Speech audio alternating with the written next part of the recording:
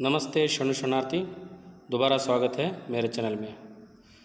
पिछले वीडियो में हमने दुख का अधिकार पाठ का जो पहला भाग को हमने देखा था। अब उसके अगले भाग को हम देखेंगे। पास पड़ोस की दुकानों से पूछने पर पता लगा उसका 23 वर्ष का जवान लड़का था। जब लेखक बाज़ार में जो लोगों की बातें सुनकर और पास के दुकान पर वहाँ पे जाकर जब पूछा, जब उसे पता चला कि उस दुखी औरत जो है, जो खरबूजे बेचने के लिए जो बाज़ार में बैठी हुई है, फहक फहक कर रो रही है, जो उस दुख का कारण क्या है, उस ने जो पास के दुकानों से उसे पूछने पर पता चला कि जो उसकी सारी कहानी क्या है। ने उसका जो 23 वर्ष का जवान लड़का था, 23 मतलब यहाँ पर 23 होता है। घर में उसकी बहू और पोता पोती हैं, और बहू भी है और उसके जो बच्चे भी हैं, यानी उस बुढ़िया के पोता पोती हैं। लड़का शहर के पास 1.5 बीघा भर ज़मीन में कचियारी करके परिवार का निर्वाह करता था। 1.5 बीघा ज़मीन, बीघा ज़मीन का अर्थ होता है यानी जो पानी की जो सिंचाई वहाँ पे करके जो खेती करते हैं। जो 2 तरह के खेत होते हैं, एक जो है सूखा, जो बारिश पर अवलंबित रहते हैं, यानी बारिश पर निर्भर रहते हैं, बारिश आने पर ही वहाँ पर खेत यानी खेती करना पड़ता है। और दूसरा जो है पानी की जो आवश्यकता है वहाँ पर पूरी तरह से परिपूर्ण वहाँ पर जो उपयोगिता रहती है, जो सुविधाएं रहते हैं, जो पानी की सिंचाई करके खेत के यानी खेती की जाती है।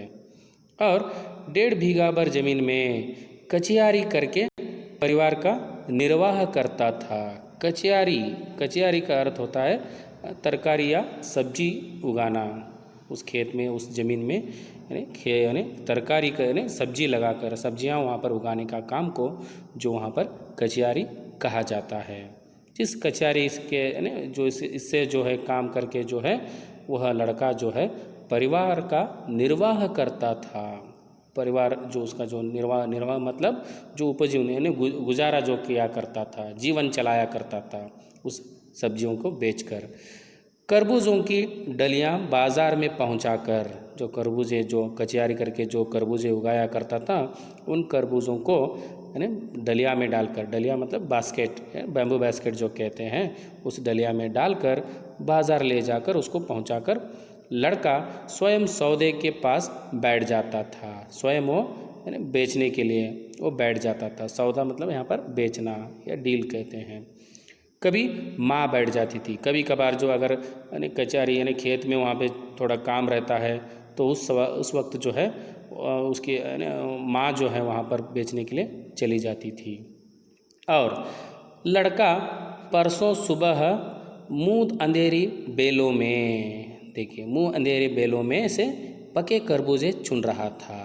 ऐसे ही रोज़ाना की तरह जो हर दिन सुबह प्रातःकाल में जाकर वहाँ पर कचहरी करने के लिए जो खेत में वहाँ पर जो मुँह अंधेरी मतलब मुँह बराबर से दिखाई नहीं देता है, प्रातःकाल का जो समय है, सुबह का समय, जो बेलों में से पके खरबूजे चुन रहा था, बेल में जो लगे हुए खरबूजों को निकाल रहा था। तो गीली मेड़ की तरवटे में, गीली मेड़ मतलब जो खेतों में जो मेड़ बनाए, सीमा जो वहाँ पे बनाए रहते हैं, जो कहाँ तक जो वहाँ पर हमारी खेत है वहाँ पे मिट्टी का एक ढेर बनाए रहते हैं, जो चौकाकार उसको बनाकर मिट्टी का ढेर डाल दिया जाता है। उस मिट्टी के ढेर के नीचे तरवट में, तरवट मतलब जो पानी ठहर कर वहाँ पे जो गीलापन जो हो गया रहता है, यानी जो ठंडक नमी जो बन गई रहती है, उसमें जो विश्राम करते हुए एक सांप पर लड़के का पैर पड़ गया। अचानक से लड़के का पैर जो है, जो भगवाना जो उसका नाम था, जो उसका वो लड़के का नाम यानी लड़के जो उसका पैर जो है उस आराम से सोते हुए जो सांप पर उसका पैर रख दिया, यानी सांप ने लड़के को ढस लिया। यानी उसी वक्त जो है सांप जो है उसने जो पैर, जैसे ही पैर रखते ही उस सांप ने उसका पैर को ढस लिया। और लड़के की बुढ़िया माँ बावली होकर ओझा को बुला लाई। है ना, वो लड़के की जो माँ, जो ये बुढ़िया जो थी, बूढ़ी औरत जो थी, और वह माँ बावली होकर, बावली इसका अर्थ होता है पागल सी हो, यानी क्या नहीं चल रहा था, तो अचानक जो सांप के लड़ने के कारण जो है यानी वो यानी तड़प रहा था, तो उसको तड़पते देखकर उसको पता नहीं चल रहा था, जैसे कि वो पागल सी वहाँ पर व्यवहार कर रही थी, और अचानक से ओझा को बुला लाई। देखो वहाँ पर देहात के लोग जो कैसे रहते हैं, यानी इस तरह के जो अनपढ़ लोग जो हैं या गरीब लोग जो रहते हैं, जो उनको इस तरह की जो ज्ञात नहीं रहता है कि वो अचानक से भगवान को याद करना चाहते हैं, या कोई मंत्र तंत्र करने वाला, जैसे कि यहाँ पर ओझा जो है, ओझा का अर्थ होता है जो झाड़ फूँक करने वाला, मंत्र तंत्र करने वाला। अचानक से मंत्र जो तंत्र करने वाले व्यक्ति को वह बुला लाने के लिए चली गई। यानी उसे पता नहीं था कि डॉक्टर इस समय जो है डॉक्टर को मिलना चाहिए, जो उस औषध यानी औषधि देने पर जो इस तरह की जो बीमारी यानी या इस विष से वो बाहर आ सकता है। लेकिन बुढ़िया माँ जो पागल के कारण, जो पागल सी होकर, जो उसमें जो भयभीत होकर वो ओझा को बुला लाई, जो झाड़ फूँक करता है। झाड़ फूँकना हुआ, इसके बाद जो है जब ओझा आया वहाँ पर, झाड़ फूँका किया उसने, कुछ मंत्र पढ़े, कुछ मंत्र पढ़ने के बाद उसके ऊपर कुछ ऐसे वैसे थोड़ा मंत्र तंत्र या कुछ धुआं वहाँ पर फेंक दिया, और उसके बाद नागदेव की पूजा हुई। नागदेव जो वहाँ पर उसकी पूजा की, क्योंकि नाग ने उसको ढस लिया था ना, इसलिए नागदेव की पूजा की गई। और पूजा के लिए दान दक्षिणा चाहिए। पूजा होने के बाद जो है देखो कोई मंत्रवादी जो आते हैं या कोई झाड़ फूँक करते रहते हैं, वो अपने एक लालच के लिए जो है इस तरह के जो कार्य करते रहते हैं। यहाँ पर भी ये ओझा जो है दान दक्षिणा लेने के लिए, जो पूजा करने के बाद दान दक्षिणा चाहता है। और घर में जो कुछ आटा, और अगले पन्ने में हम जाएंगे,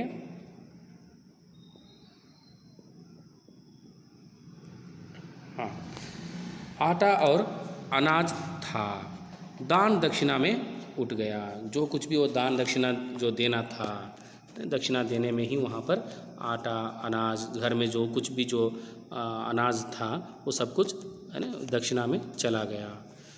माँ, बहू और बच्चे भगवाना से लिपट लिपट कर रोए। जो मृत शरीर जो वहाँ पे जो सोया हुआ था, जो सांप डसने के कारण लेटा हुआ था, तो उसे उस शरीर को वहाँ पर लिपट कर रो रहे थे, माँ, बहू और बच्चे। और पर भगवाना जो तो फिर न बोला। इसका अर्थ होता है उसके अचानक से प्राण चले गए, यानी विष जो है पूरी तरह से उसके शरीर में फैल गया। इसके कारण जो है वह मर गया, एकदम से वो चुप हो गया। इसका अर्थ है वह पूरी तरह से वो स्वर्गवास हो गया। सर्प के विष से उसका सब बदन काला पड़ गया था।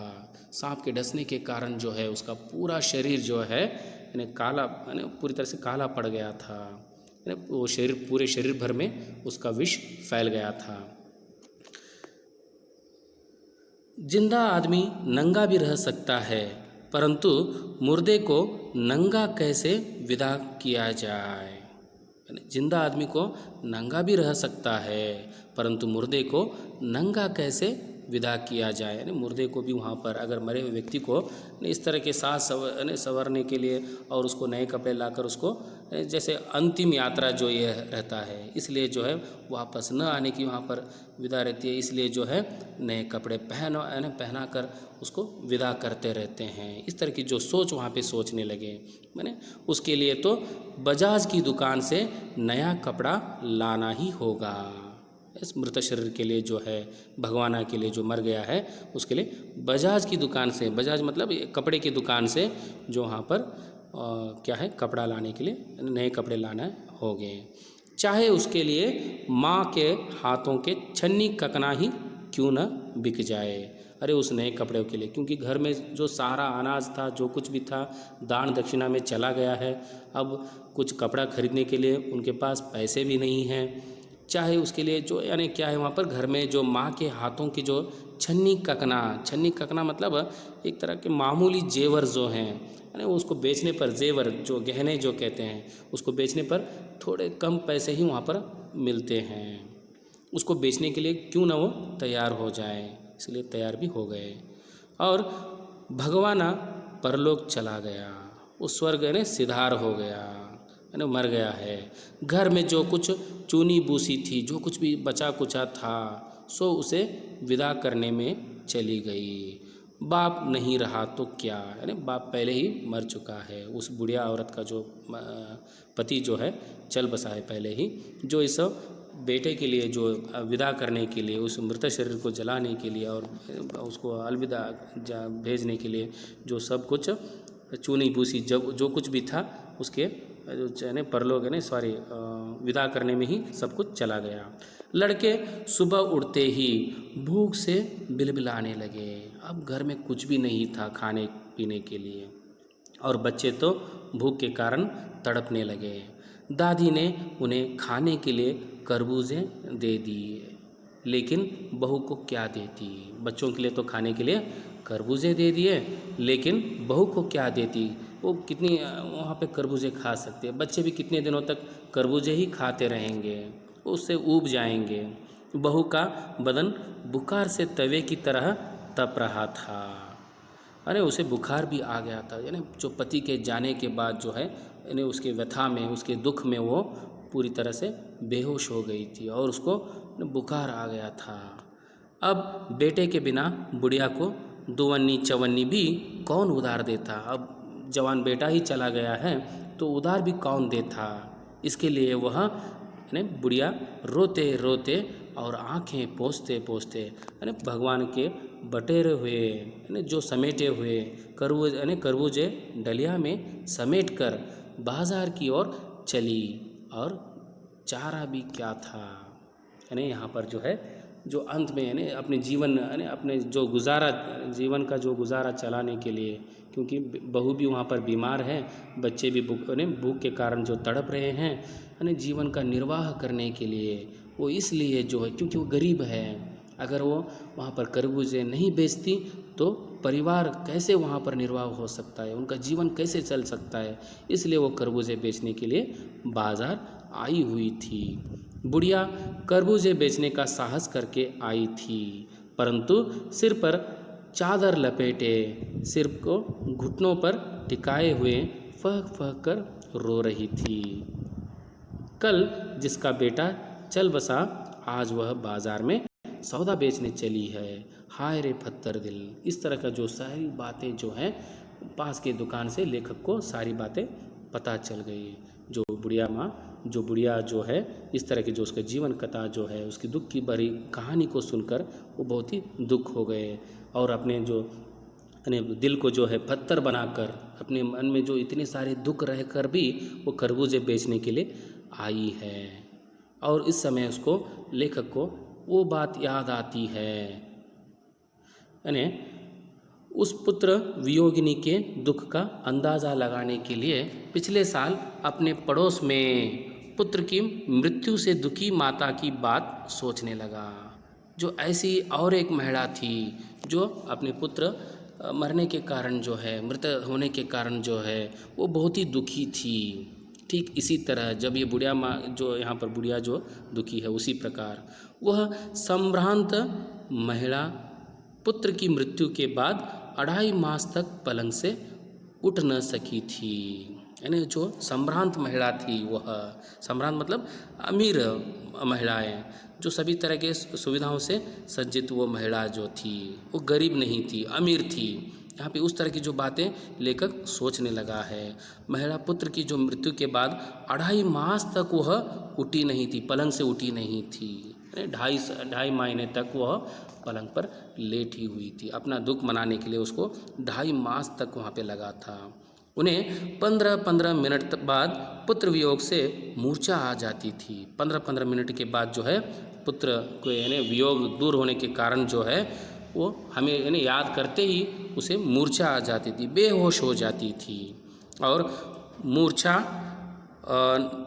मूर्छा न आने की अवस्था में आँखों से आंसू न रुक सकते थे। यानी उसे जो है उसी अवस्था के कारण जो है आंखों से आंसू नहीं रुकने लगे थे, इतना वो दुखी थी। उसके बाद जो है दो दो डॉक्टर हर दम सिरहाने बैठे रहते थे, और दो दो डॉक्टर जो वो अमीर घर की जो औरत है, जो वहाँ पर जो समय महिला जो है, जो इसके कारण दो दो डॉक्टर भी उसके सिरहाने बैठे रहते, उसकी देख रेख कर रहे थे। हर दम सिर पर बर्फ़ रखी जाती थी। शहर भर के लोगों के मन उस पुत्र शोक से द्रवित हो उठे थे। उस तरह की दुखी देखकर जो उसको गांव के सभी लोग जो है पुत्र शोक को देखकर पिघल रहे थे।